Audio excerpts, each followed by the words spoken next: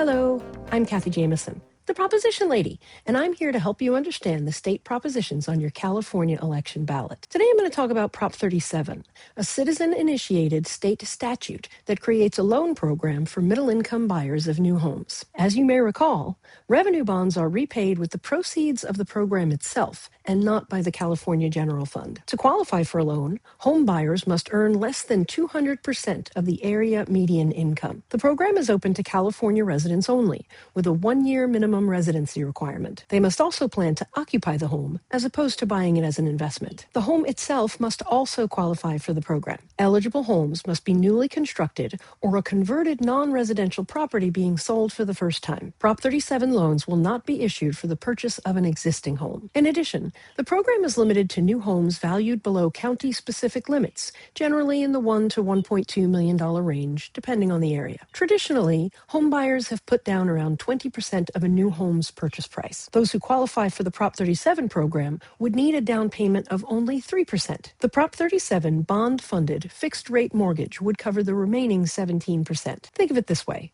If you're trying to buy a $1 million home, a 20% down payment is $200,000. With Prop 37, qualified buyers would only need $30,000, a more attainable goal, especially for a cat. These home buyers would have larger loans to repay, 97% of the home's cost versus 80%. That sounds like a lot, but many folks who can afford a large mortgage payment can't afford to save up because they currently have a large rent payment. And while many mortgage assistance programs are for first-time home buyers only, this program can be utilized by former homeowners as well. Prop 37 was put on the ballot by Robert Hertzberg, a former California Senate Majority Leader and Assembly Speaker. Mr. Hertzberg is seeking to eliminate what some say is the biggest obstacle to middle-income home ownership, that 20% down payment. But it's worth noting that minimum down payment percentages have fallen in recent years, and that other loan programs exist to help middle-income purchasers. Mr. Hertzberg is also trying to encourage developers to build more homes for middle-income buyers by tying the program to new construction. Currently,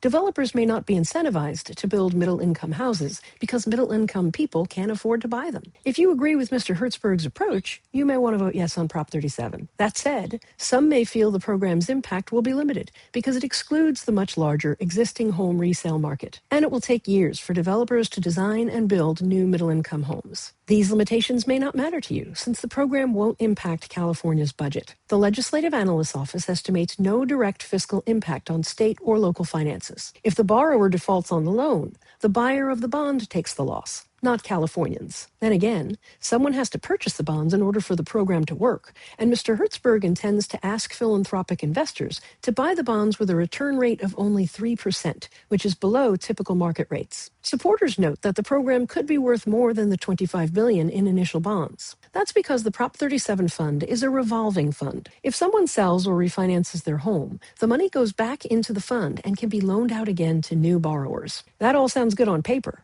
but some voters carry a general skepticism towards state agencies managing large programs. If you're someone who feels there's no program too small for the government to mismanage, you'll want to vote no on Prop 37. But if that's you and you're still watching, I applaud you for at least hearing the other side of the issue before making a decision. As of early August, over $16 million has been raised in support of Prop 37, with much of the funds coming from realtors and construction trade unions who stand to benefit from the sale and construction of more homes. At least $3.5 million was contributed by the Building a Better California Coalition, funded by a group of wealthy donors like Sergey Brin, John Doerr, Eric Schmidt, and others. The BBC has contributed well over $100 million to support several ballot measures, both directly through the BBC and indirectly through individual donations. So far, no one has come forward to officially oppose Prop 37, and no money has been raised to fight it. It's early August now, so that could change by the time you're ready to vote. And remember to try and tune out the ads you see on TV as the election gets closer.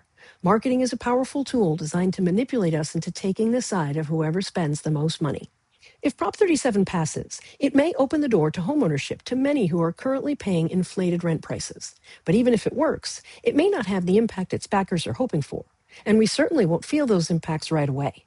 There's no quick fix when it comes to the housing situation facing California. But if you believe every little bit helps, you may decide to support Prop 37. I'm Kathy Jameson, the Proposition Lady, and I appreciate you being here with me today. See you soon, California voters. Bye now.